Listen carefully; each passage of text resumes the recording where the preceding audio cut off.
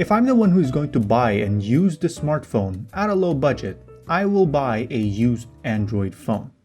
To get a more up-to-date version of Android and a better software experience, I would root it, then flash a custom ROM. But what if your used market sucks and want to buy new for the peace of mind? Also, how many people actually know what root or custom ROM even is? What can $35 or 1,900 Philippine pesos buy you? This is the cheapest you can get that is not from some unknown Chinese brand, the MyPhone myA11. For $35 unlocked, you get an Android phone from a brand you can trust that run the latest Android Oreo Go software. And that's about it. I mean, they do say you get what you pay for, and I say, not everyone can pay more. So let's see what we can get for this rock bottom of a price point. The Filipino culture where an electronic device is tested first before leaving the store is a very good practice. The first box unit I got crashed twice and had to be swapped for another unit. So make sure you have the phone tested in store first. Also note that the included earphones sounds like shit.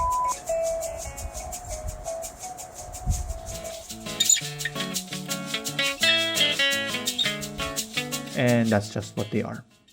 The phone has a very simple aesthetic and a very simple construction expected for the price. Plastic front, plastic sides, and a glossy plastic back with the MyPhone distinct touch of having the Philippine map on the back. Standard Android capacitive buttons below the screen, 3.5mm headphone jack, micro USB port that supports USB on the go, volume rocker, and power button on the right, and on the back is a 5MP fixed focus camera and LED flash. It is a straightforward, get the job done design. Also, did I mention how small this phone is? Well, I almost forgot because all my other phones are also in the 4-inch screen size.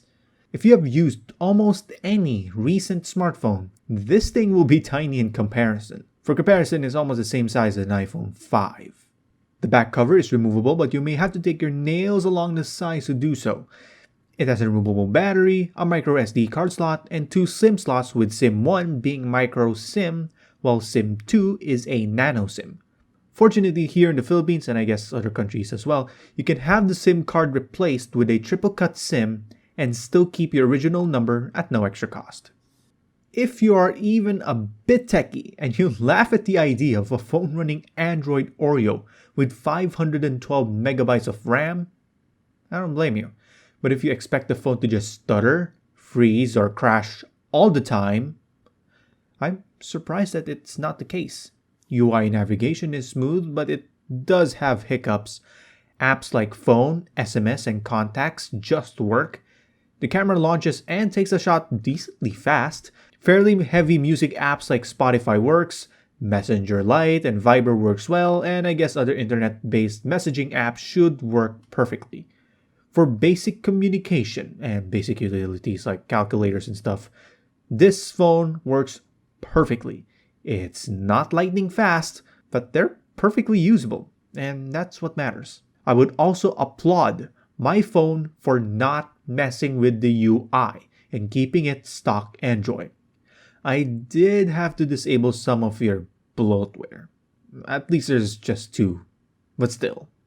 I can't really complain about specs for a phone at this price point. A 2-year-old MT6580M CPU with its core architecture being even older. Half the RAM of my 6-year-old Galaxy S2 and stored so small, I need to discuss later. For wireless, it has basic 2.4 GHz Wi-Fi, GPS, FM radio, and 3G HSPA+ for mobile data. No 4G LTE as expected. Paired with the low-end hardware specs is the lightweight Android Oreo Go operating system and its accompanying lightweight Go apps. More about Android Go over here. So not all apps works as smooth as butter, as expected. The full Twitter app works, but a bit laggy. But ironically, Twitter Lite is worse. The full YouTube app is expected laggy and uses more space. but at least it's fully featured compared to the bare-bones YouTube Go app. At this point, you're just better off using Chrome for YouTube. And speaking of Chrome, Chrome doesn't offer tab previews and runs as light as possible. Other tabs don't even run or is even loaded in the background like on a more powerful phone, which is the expected. The main user interface of a smartphone today is its color touch display. This phone, as expected, uses a cheap TN LCD display with a plastic touch surface instead of glass. You have to look at it straight on to get a decent enough image, and the included screen protector is mandatory. But then again, very low cost. I accept that.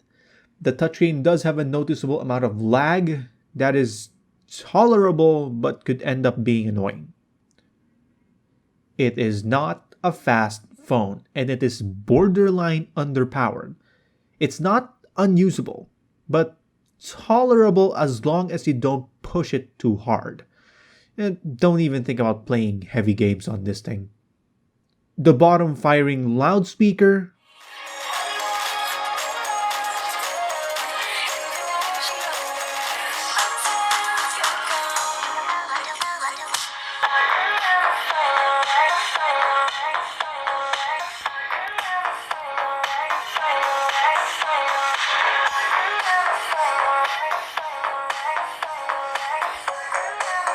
it should just the best ear rape feature. I do suggest to MyPhone for any future model to just have one speaker. Have the earpiece speaker do double duty and equip it with a bigger and better speaker.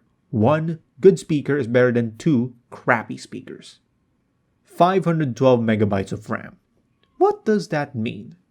No true multitasking. Every time you switch between two apps, the app you go to reloads and the app you left is unloaded from RAM. Now for the camera. Oh boy, there is a camera and it has a flash. The phone's cheap TN display actually makes the phone look worse, but even on my computer screen, it takes lomography level shots. Soft, lacking contrast, and outlined with color fringing. Low light makes it even softer and noisier. For video, it does 720p at 20 frames per second with potato audio.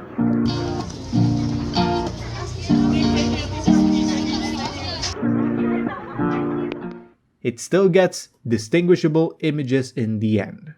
Almost everything that I said negative about the smartphone is pretty much expected for this price point. All that matters is that it all works.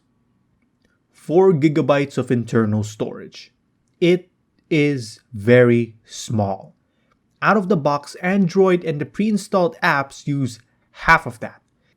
In the end, you have to spend extra on a micro SD card to fit all your pictures, videos, and music. Also, don't bother formatting the card as internal storage because it was way more trouble than it's worth. More on my extended technical review. You can make Android run and run well on 512 megabytes of RAM, sort of. When I use Spotify, for example, to play music, the phone is clearly struggling to, let's say at the same time, browse stuff through Twitter or Chrome at the same time. Apps also start to load so much slower once you try to multitask. You can only do one thing at a time, and it is what it is. The battery is small at 1400 milliamp hours, but then it doesn't have to drive a high-end processor or an HD display or a heavy Android skin in the first place. It's running Oreo in Go form, remember? Standby time is abysmal. With the phone fully charged, when I leave it alone on Wi-Fi, 7 hours later, it lost around 8% of battery. Much more battery optimization is severely needed. Remember that the people who would buy a phone like this will not be the ones who would own a power bank. This time, I expect better. The camera lens cover is plastic, and as I used this phone, it started to easily get scratched. A plastic protector is needed to be pre-installed, and I had to improvise with Scotch tape. This smartphone is not a good value, even for a first-time Android user. If you can pay just $20 more, or 1,000 pesos more, you are better off buying a more powerful Android Go smartphone that has 1GB of RAM, 8GB of internal storage, and a bigger and better display. But not everyone can pay more. It's that simple. For what Google sees as the next billion, for a lot of them, this is all the phone they can get, if at all. But even with all the compromises, it does what it's supposed to do good. A communication device. It is a full-fledged Android device. Today, for this amount of money, I'm actually more surprised on the things it is able to do instead of what it can't. This is EJ. Thanks for watching. Likers gonna like, haters gonna hate, and subscribe. Now that smartphone and software makers did their part, ISPs and telcos, it's now your turn to make your services affordable and reliable.